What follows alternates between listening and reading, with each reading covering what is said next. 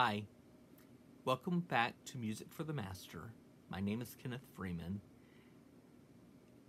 I never imagined in a million years when I first started thinking about this video blog and that we would have to discuss an issue that has so permeated American life in the last 2 or 3 months, as we are seeing with the COVID-19 pandemic.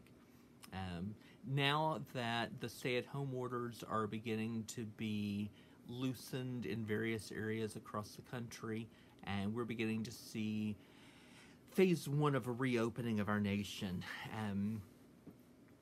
I think it's very important that we carefully consider the implications that even the return can have upon our lives as pianists and as worship leaders and as church musicians. I want to be very clear.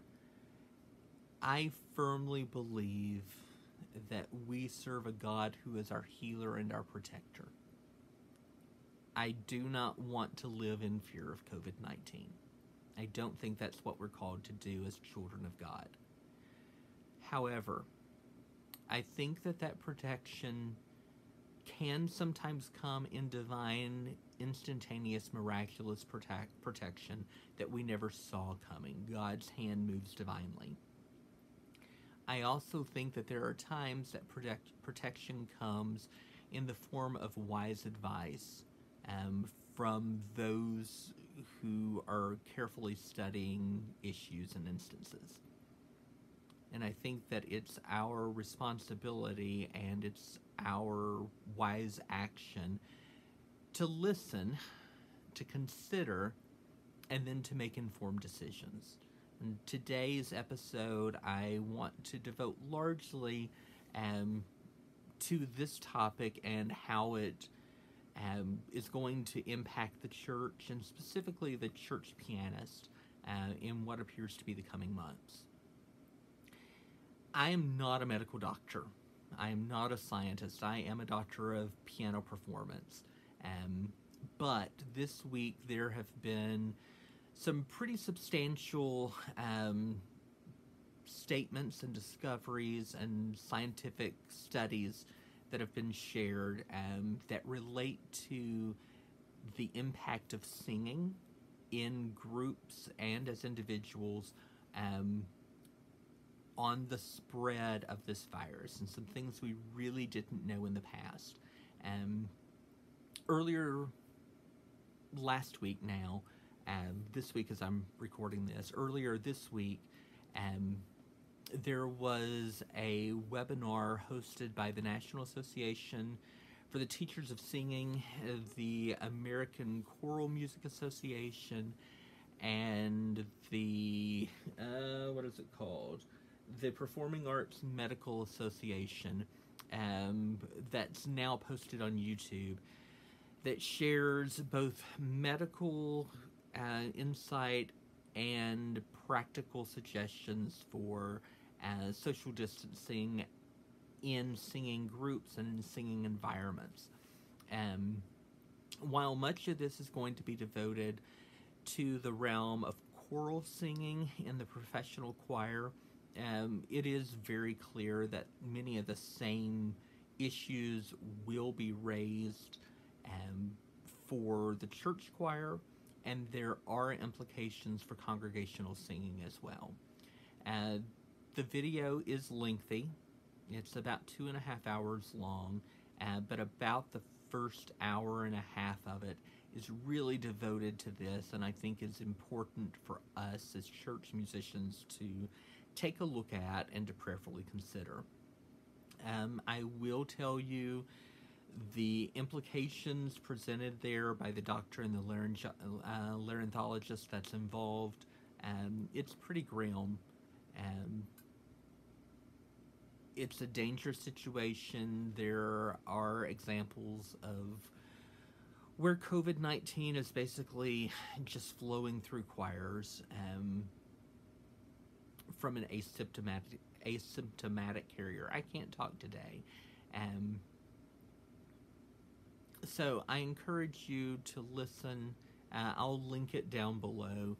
Listen to the video, take the information in, and make some careful decisions, and share the information with those in leadership and your local congregation to make sure that all of us, musicians and congregation, remain healthy and not putting ourselves in undue danger.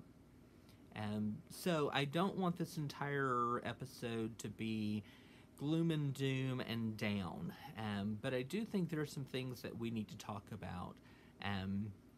As pianists, we come in and we're playing week after week on an instrument on a surface that we don't really know what has been encountered, what's happened to it during the week while we've been gone. And so I want to talk about some ways that we're finding in higher education and that are recommended for cleaning and sanitizing your instruments and maintaining that. We also want to look at some of the issues related to standing at a keyboard for musicians' health. Now that there's probably going to be more and more services outside, or as you continue to do maybe drive-in church, or I'm even seeing picnic in the church.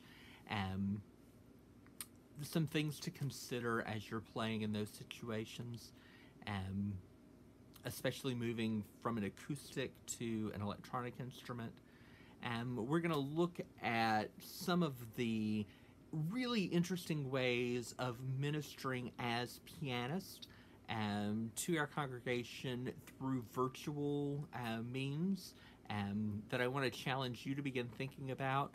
Let's also reflect on what the past 2 months have looked like for many of us, and maybe prepare for the possibility of a second wave of COVID-19 appearing in the fall.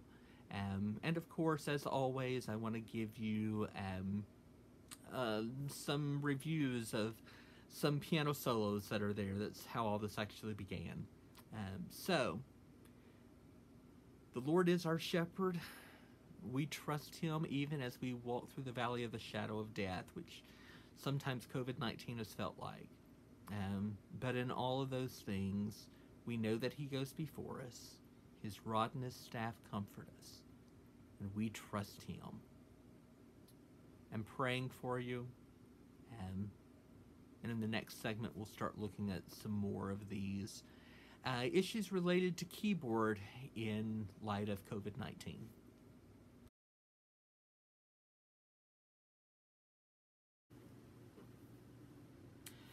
Let's talk briefly about some of the cleaning and sanitizing steps that we need to be taking as pianists to ensure our protection and our safety. So one of the first things that should seem obvious to all of us, and I think that we're not making full use of it, is hand sanitizer. I am recommending and requiring that my students and anyone else that's going to touch my instrument sanitize their hand prior to playing and after playing, just because we don't want to pass germs unintentionally and cause more harm than good. This is also a way to help ensure that the instrument itself stays as sanitized as possible between cleanings. Now, how do I actually sanitize this instrument itself? Well, what most of us are seeing running around our communities right now are these mega things like this. Easy kill that will kill everything, and they're these enormous alcohol alcohol disinfectant wipes. These are hospital grade that we were given here at the university. Do not under any circumstances, use this on your piano. This is not the type of work you want to do.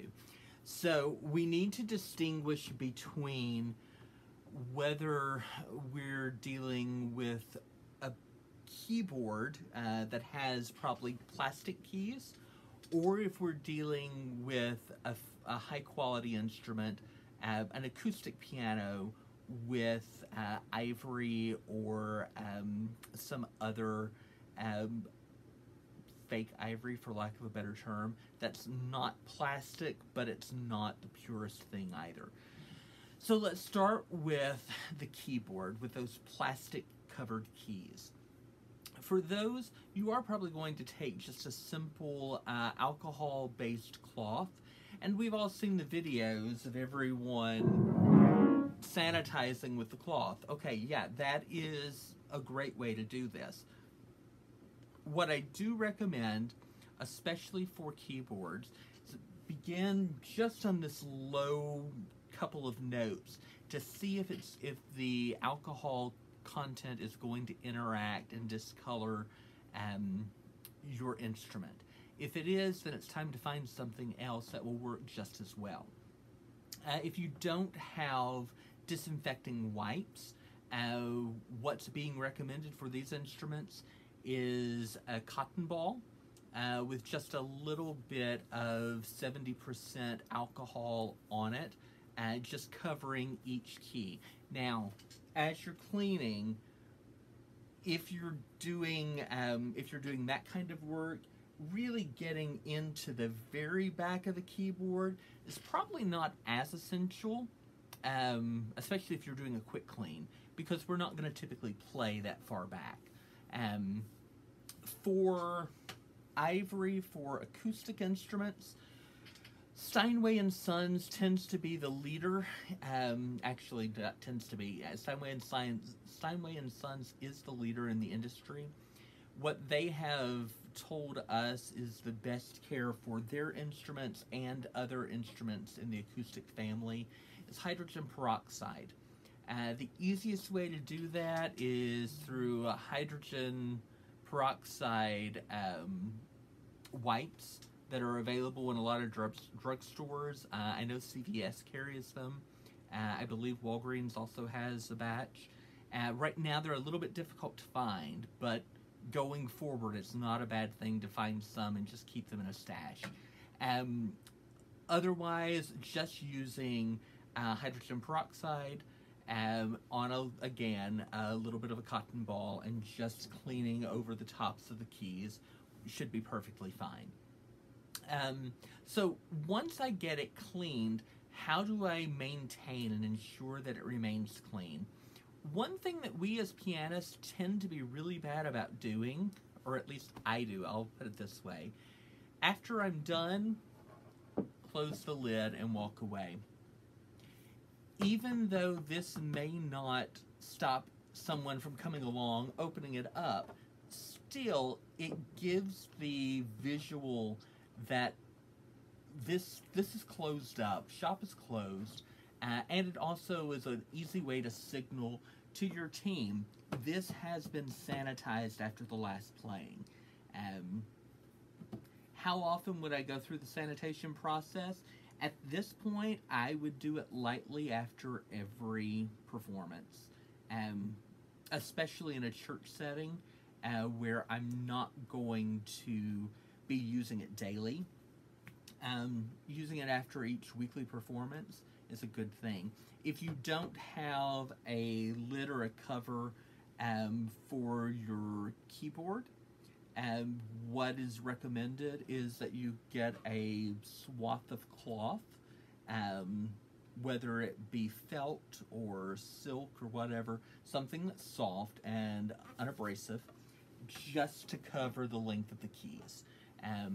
That way, again, in the moving, in the rearranging of the instrument, you aren't, someone that's helping to move it isn't accidentally contaminating it by actually touching the keys. Then that can be removed and the keyboard is not touched. until the pianist actually begins to work themselves. I know this all sounds really strange, and sometimes it can sound like overkill, and I've been guilty of saying the same thing.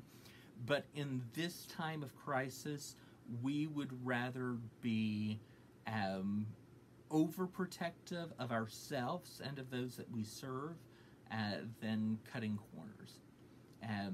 If you are like me and you suffer from allergy attacks, especially in the spring and summertime, it has been very common for many of us, if we're playing and we feel a sneeze coming on, to just turn our head and let it go.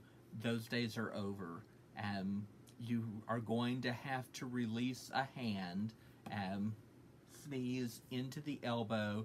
It doesn't take that long, and right now, your congregation doesn't care if there are missed notes, especially if you're protecting their health.